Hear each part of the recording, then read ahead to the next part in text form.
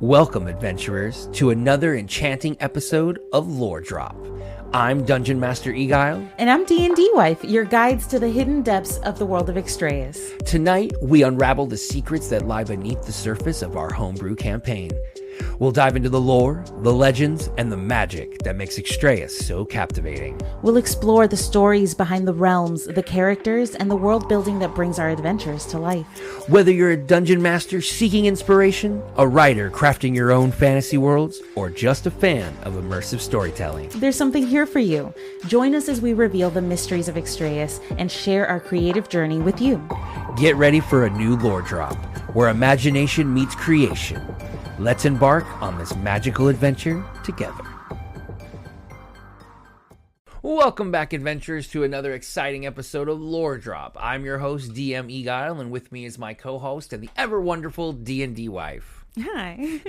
Today we're kicking off a brand new series of deep dives that will be exploring the unique species of Extrayus. We're moving beyond just the creation and digging into the heart of their cultures, their way of life, and what makes each of these species so vital to the world of Extrayus. To start things off, we're focusing on the MyrRin, the first species we ever created for this world. These fascinating Chimera-like beings are both man and beast, shaped by their environment and tribal nature. We'll be discussing their creation, their collective culture, and what divides them into distinct tribes. There's also a lot to cover, so let's dive right into the wild and untamed world of the MyrRin. Stay tuned and don't forget to like, review, and join on Discord to keep the conversation going after the show. Right, and so much like we had, for the last few weeks now, we've been discussing kind of the magical origin and kind of what we did and what we came up with to making each one of those. So we thought it would make a lot of sense to kind of keep it going, but switching it up a little bit, and this time deep diving into our species. As the magic of the world is important, but it's also important to what lives there and who lives there, the people. And with any homebrew world, I think that's one of the next hardest things is in fantasy worlds and all of that, it's such a hard thing to both create something unique and new. I mean, especially for all you creators out there, it's always fun trying to figure out like what's copyrightable. Oh, yeah. What's free use, goblins, kobolds. But then at the same time, do you want to stay with that? Do you want to change it up? Or do you want to create something new? Right. And so the big thing is when we came to the kind of creation process, even before we really even started making the world of Extrayus, we made the map. I was kind of trying to bounce around some ideas because, we're avid D&D players and the Dungeons and Dragons itself, the variants on like what I call beast tribes is kind of weird in that they're very tacked on at the end. They're kind of a recent expansion, and they all kind of, though to me was always weird, is that they're all these like beast folks, but then they're not also connected, even though they're kind of in a similar vein, right? And so when I remember thinking, and really it's gonna sound horrible, because really my inspiration comes from like Full Metal Alchemist, especially like in Brotherhood with Greed and his like Chimera friends, and I thought it was kind of cool, that whole premise of like having that like combo of like human abilities, but then you have like these different animals, and they weren't just like blatant, every time you see kind of these chimera creatures, which is nice, is like they're not just this like, okay, they're all uniformly powerful. They're all like these like unique creatures based on different animals. So I remember I think talking to you and being like, okay, we want to have like this like chimera type creature, like, and then that's how we can explain in our world the kind of man, the beast folk, right? The man human hybrid or the man beast hybrid.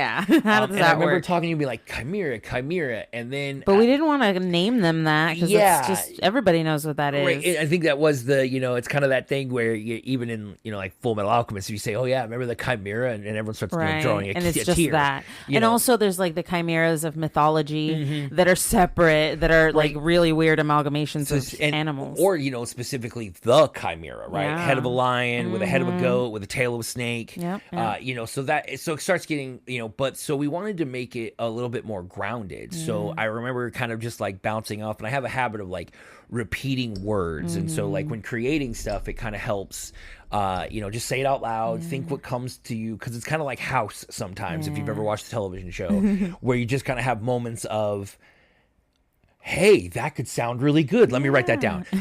And so I remember I was just saying it over and over again. And then I remember coming up with the name MyrRin. Yeah.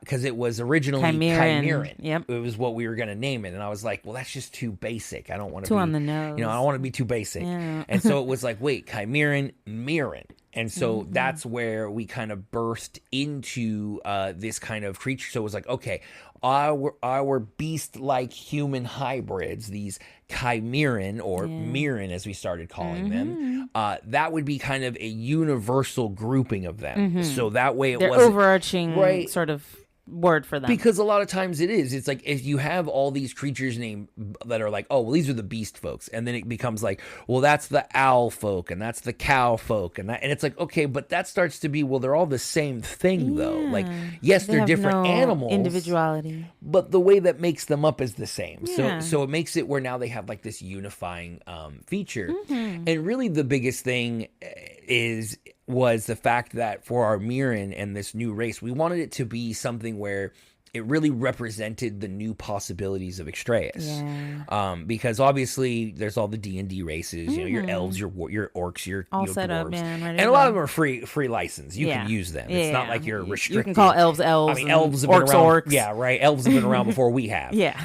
And so, but by making something completely unique and new to our world, it really, I felt like, kind of created the base level. And then even as we created the world and moved forward, we even wrote it as in the lore story as to how that really even plays in. Because as we talked in the very beginning, when we talk just the creation story of all these races, just to give you kind of a brief insight, the MyrRin are the only ones that actually come from the planet Extrayus itself. They're the only, I suppose, a native born of the planet. Yeah, and so that's what's and so we really also wanted to create the dichotomy, because as we also went on, the Humes and all the other races had like magic and bountiful technology. All sorts of crazy power. The era of Eden where, a decade would go in a snap, but the MyrRin slowly trudged on, right? They represented going the long way, doing it the hard way, the evolutionary path of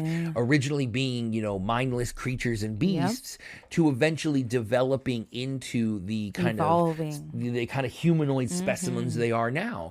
And the big thing too was they are also that kind of spread of difference in the fact that they don't really have technology. They don't have high magical powers. Yeah, not particularly. It's very rare, at least. It's still something new. And so because of that, they really represent this difference between almost entirely the rest of the species of Extrayus, because they are kind of the ones that are both in tune to the world but very much behind it. Yeah, right. In that kind of thing. And so really what really comes with the MyrRin and what's so special about them is that they have kind of the most subspecies diversity overall.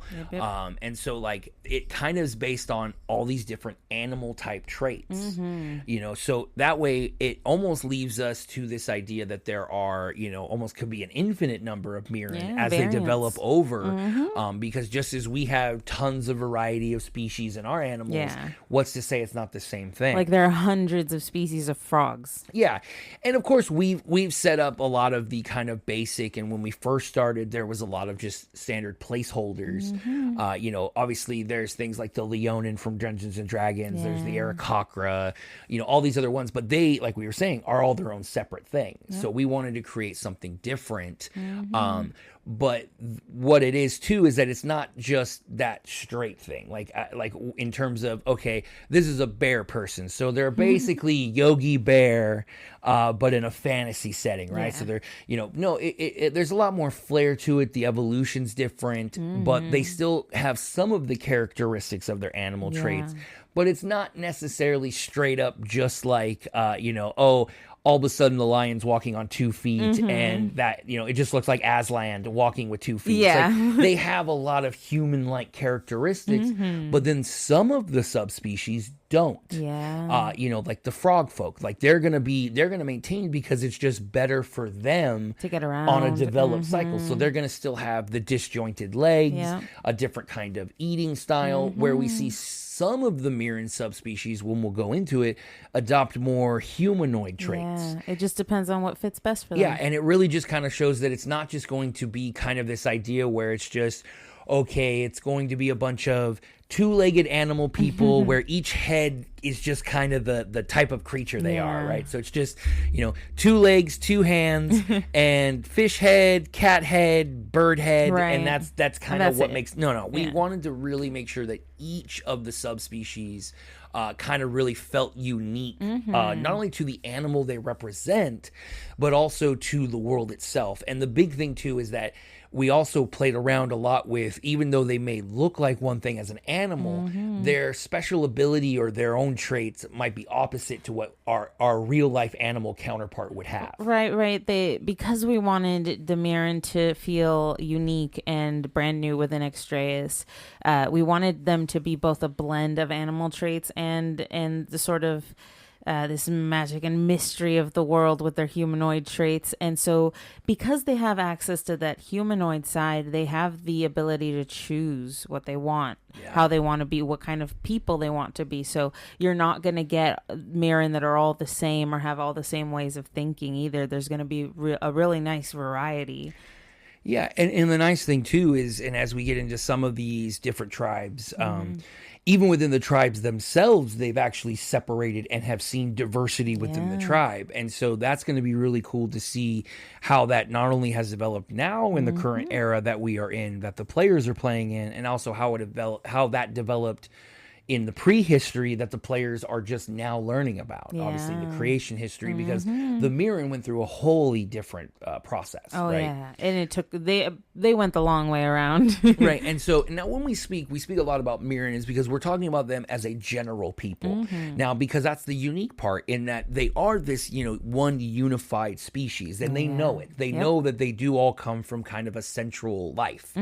But because of that, they are still very tribal on a developed cycle, right? So because of that, just like we saw in our own prehistories, whether it's, North American or European or Asian, that kind of beginning of society is that tribal start, that kind of, first it's, hey, we look the same, maybe we should hang out, and so that's we like the same things. Right, and so that becomes kind of that connection overall, and because of that, it allows for a much more, I guess, what I like to say, a peaceful lifestyle.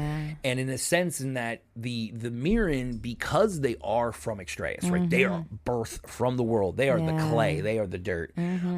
They kind of have this natural sixth sense with the world itself. Kind of almost like a sense of belonging. They don't have imposter syndrome. No, they don't get that. So they know when they're standing on their continent, when they're standing on their lands, they know if they are in their territory or another's. Whether it's like what we would see our animals do, which would be like scent trails and markings or scratching, trees and stuff. They just have a natural sixth sense of these things. So what's really interesting is that there is zero urge within the tribal culture of conquest or expansion. To increase their lands. They know kind of the space has been divided for them. They live in the territory or the habitat that best suits them. And so they don't need to go further. There is no ego. There is no will to take something that is not theirs. And that's really what makes a really, I think, a very interesting take on a culture. Really. It's like they're almost genetically bred for peace. In the sense that they don't have this urge to grow. Now, whether that could hurt them later in their development, we could see. But it's going to be an interesting kind of social fantasy experiment to see how that develops and how that grows. Gotcha. But really the reason why that picks up the most is the fact that it really is this, what I wanted to push is that all the MyrRins have zero concept of ownership. And so it's that idea that kind of with like animals, right? Like as we see within the wild, a lion will take down, or a lioness will take down a gazelle, right? And they will eat their fill. And then they peace out. Yep. Then the hyenas come. Yep. And then they come and take their fill. And then they go. And then the smaller prey. And and the vermin and everything else. Each one kind of taking what they need and moving on. And so I wanted to really amplify that into the MyrRin's society in that they're very much like this idea of like, if you're not actively using something or you're not having it with you, then it's not yours. Well, it's just you're not using it. Then why somebody not else should be able to. Somebody else be able to use it. And so that I think is what makes it really interesting is their kind of interaction with the world. And it shows, I think, what also probably caused that delay in their development, right? So, I mean, we can kind of put that juxtaposition to our own histories where our wantingness for more land or our idea of property is really kind of what expanded a lot of our early cultures. Oh, yeah. So because the MyrRin don't have this naturally, industry wasn't necessary. They don't have expansion. They don't have a sense of ownership. It really kind of allowed them to slowly develop. Whereas, as we spoke, the Age of Eden, all these magical users are building cities with a snap of the hand, and just there's growing, the MyrRin slowly, barely discovering fire and processing figuring food it and out. Cooking food and everything like that. And so it's, so here in the modern era, what our story is in, the MyrRin have only really entered the Iron Age. Yeah, which is really interesting that the Hume continent, for instance, is Diamond Age. They're doing science. They have all sorts of stuff. Fly. Yeah. And the MyrRin continent is still, working with coal forges. And the thing with that is, even within the MyrRins, it's not even across all the MyrRin themselves. That's true. As only some of the actual species or subspecies have actually developed this technology. But the interesting thing is their first instinct is to then share it, though. So it is where, a couple of the tribes themselves may have gotten, this information or learned this technology, but through that kind of non-ownership, non-compete, it automatically disseminated to the others. Even if they aren't able to do it, they would still receive, various goods, shields, armor, little benefits as it kind of grew on, right? Yeah. And so it made really interesting. And then what also started in that time, since there was no concept of ownership, there also became more of kind of a trade and bartering system. And because of that, that's where a lot of this kind of sharing really gets to be kind of helped. Because a lot of the tribes kind of make this motion of kind of moving about to share goods, supplies, kind of further showing their both connectiveness as well as their kind of separation as well as the instinctive need that they have to cooperate. And really, I think that really kind of shows in, and this is one of the favorite things I kind of like in cultures, is a culture that more focuses on an oral tradition. And I like it because I think it puts more weight in early societies on people. As much as it is more about writing, but the MyrRin themselves don't really have a unified language. Much like we see in our own real world, right? Animals, they can kind of talk to each other. Like one animal can express obviously like anger or threatening, and, like a dog knows when a cat is angry at it. or colors, right? If a snake's certain colors, or if it's very vibrant, it's poisonous. And so I really wanted to push that, in that the MyrRin themselves, originally, a lot of their hamper was the fact that they didn't quite know how to communicate to each other. They had no centralized language, per se. But it wasn't until kind of intermingling with the Hume populace and the other races through kind of magical means like comprehend languages and stuff, slowly started to kind of push common language into the MyrRins, which then began a new level of connection, and because now the MyrRin are able to converse with each other more directly, and that really saw them essentially get like another step up on their evolutionary cycle. The acquisition of spoken language is a huge step of the next big step being written language, if they get there. And that was the thing too, is that I really wanted it to be focused on written or oral, because it makes them need to now communicate with each other as well. Instead of it being like, oh, you send scrolls, it's like, this is why the MyrRin come together so often and have to be next to each other, is because if they want to share information, attack, or supplies, it needs to be spread through word. And so that really, I think, think creates another level of connection that the MyrRin share, that really kind of gives good opportunities for not only their story to grow, but also for players when playing a new kind of species, subspecies, a lot of opportunities for role play. That gives you a lot of opportunities to not just say I'm this angry beast because I'm an angry beast. Yeah. Because I felt like it. And that's really what it is. And, and speaking of, obviously when you're trying to create stuff for games and homebrew worlds, there needs to be diversity. And, like we were saying, as much as it sounds like we were trying to kind of compact everything back together, it really was more of looking at each of them as their own independent kind of species itself. There's such a wide variety. And even within the story right now, there are both the MyrRin that are currently occupying the continent, and then there are the lost tribes. Yeah, we don't know anything about. Even more tribes that aren't necessarily occupying the continent currently. Or represented yet. Right, and so we really wanted to have them be all these different types, and even have varying types of what you would think you would have just be the same, such as like bird people, right? Even Dungeons & Dragons separates the Aarakocra from the Kenku. Yeah. Now, ours are vastly different from these kind of bird folks. We have essentially like a non-flying bird and a flying bird. Yep. But really, we wanted to have there be these differences and not have them just be, okay, all the birds are the same. The same, yeah. They could be variants. And very much as to, well, what species of bird? And so that being more of, okay, so you want to be a bird person. Okay, cool. Well, you're automatically this kind, right? But then what kind of bird? Do you want to be a peregrine falcon? Do you want to be a bald eagle? And so it's another way to both create uniqueness and diversity, but also still within that these are all MyrRin, these are all a same species. Yeah. I think the biggest breakdown that I wanted to have, and again, I'd like to take from other sources of media. I mean, what Dungeon Master doesn't. Right. But I think another one is always kind of the predator versus prey mechanic, right? And so you see this in things like Zootopia.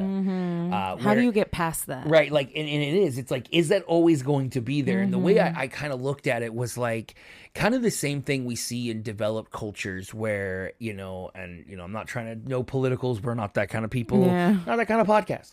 But the idea of like, there are times where cultures, neighbors have kind of committed acts against one another, People have issues. So it's like, how do you get over it? So within the MyrRin, instead of it being like territorial lines or something, it might be a predator, like a lion type of MyrRin, versus more of like a bovine type MyrRin. And so in the early days, before they gained, true sentience, one was hunting the other. Yep. And so one constantly lived in fear of the other. And that's never really gone away, that fear. And so that always is going to play out. And that natural division is kind of nice, because that really is what they kind of had to get over first. And I think it's kind of a better way, instead of it just being like geopolitics, it's more of, hey, your ancestors ate mine. Right. We don't see that in our real world. How are we going to get past that? And so, that led to a lot of early problems in the MyrRin, and to really go into it, it was referred to as the 200-year conflict. Yep.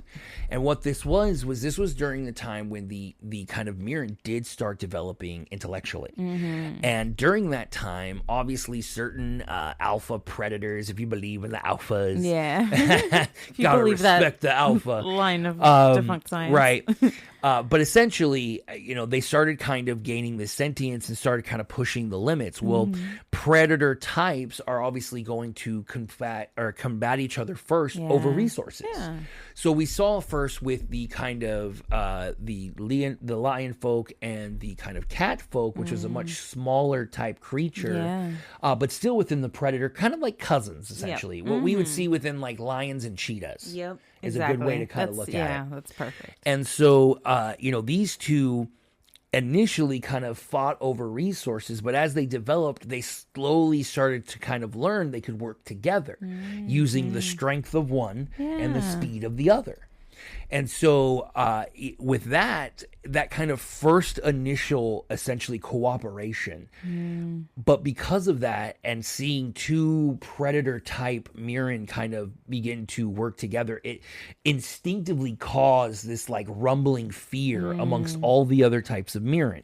If this could happen, what else? The predator Kind of almost like MyrRin. instinctually, just like a society would instinctively kind of get this kind of fear if something, if you start seeing two armies across the border all starting Just to line join, up. all their tanks are joining together, they're all the same color now. Oh, great. You might be a little worried. Just a little. And so what that started to do is they started to kind of really push apart. And it didn't help that this was also during the time of the Reaping Games. Yeah, where we needed the most unity. Right. And so during that time, the MyrRin are also being attacked by these supernatural forces that they don't know. And a lot of it was removing a lot of their magical essences. Yeah. We'll go into more detail on that aspect when we deep dive. And I'm really looking forward to deep so diving into the excited. Reaping Games. Yep. But it is that kind of thing where because they were being attacked by external sources that were all magical, they had really no clue. And they had no real protection either. Yeah, and so it wasn't until certain members of the tribes began kind of independently working together and started to unify the tribe in the fact that, hey, we are all one species. And the way they did this in that, and we'll go on for each one, is that each of the MyrRin tribes are located around a stone, a stone that as they refer to as the Eternal Rock. And what they don't realize is that each of these rocks is assigned to each of the MyrRin. And it's kind of their connection point, and it's in each of their territories, and kind of each of their habitats kind of either protect, hide, or have it within their major cities. And so using one, kind of these past leaders decided to kind of show them all that they are united. And by comparing and showing, hey, here are all the same things we deal with. Here's everything we are the same, and let's stop focusing on everything that we are different. That was what was going to bring them together. Now, the issue, what ends up happening is as we go into the Reaping Games, it fails.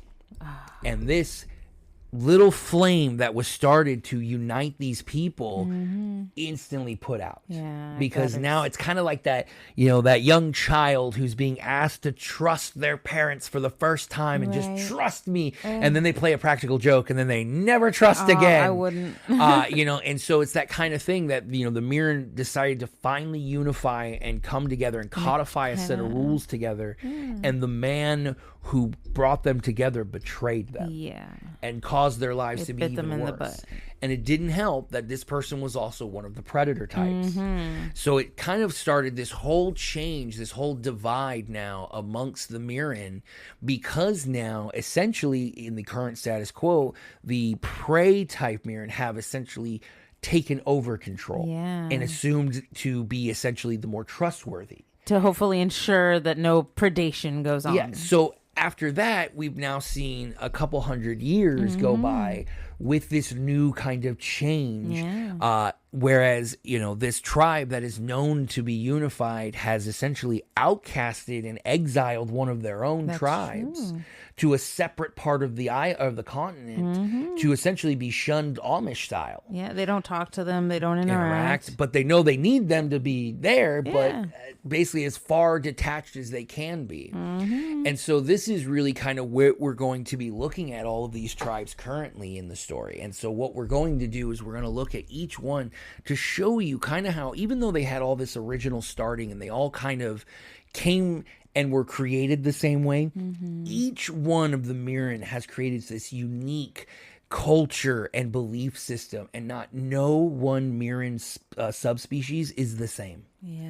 And so we're really going to dive into it because I feel like they are the most important of all the races in the aspect of that, because they are the best way to look at this are children of the world. Of the world of Extrayus. It really shows that they kind of are the real people to follow Yeah. in our story. They are the children of Extrayus. Right. They're the main characters. So it feels to do them the right honor of really deep diving into them. So the first one we will, and obviously we don't have enough time tonight to get into it, which is why we wanted to just give you at least a little bit of an understanding as to what exactly the MyrRin are. Think of this as MyrRin 101. But as we get into it, we're definitely going to get deeper in. And the first one we really want to tap into, and it's a very significant one to your character, Luna, as well as Bogbean's character, which is the kind of cat-like folk that are kind of the progenitors of the starting of the unification of the MyrRin's, which is why we're going to start with them, as they are the ones that were really the first ones to push for unity. Wow. And it maybe doesn't help that the fact that they are a matriarchal society. Right. But we'll definitely have to get more into that on the next episode. So be sure to catch the next lore drop as we start going into the character creation process into all of these characters. But I hope you all are definitely in for the ride, as we already went through the magic. I know it was a rough ride, but definitely I think there's a lot to learn from our experiences with building these new, as well as learning the story and how basically just conversations between you and I, our love of anime, our love of all things, our knowledge of media in general, is what's shaping and creating this world of Extrayus and giving it its kind of uniqueness that I think no one else could do besides you and I. Yeah, because we've established that you can never really escape the tropes anymore, and so they're always going to be there. But the way that you can make yourself stand out is by twisting those tropes in a way that nobody was expecting, to present it in a different light. Yeah. And so, as always, that wraps up our deep dive tonight on the MyrRin people. But stay tuned for our next one, where we go even deeper and start looking at each individual subrace. We hope you enjoyed learning about this fascinating new species and their rich culture that's only just starting. And we've only just scratched the surface today.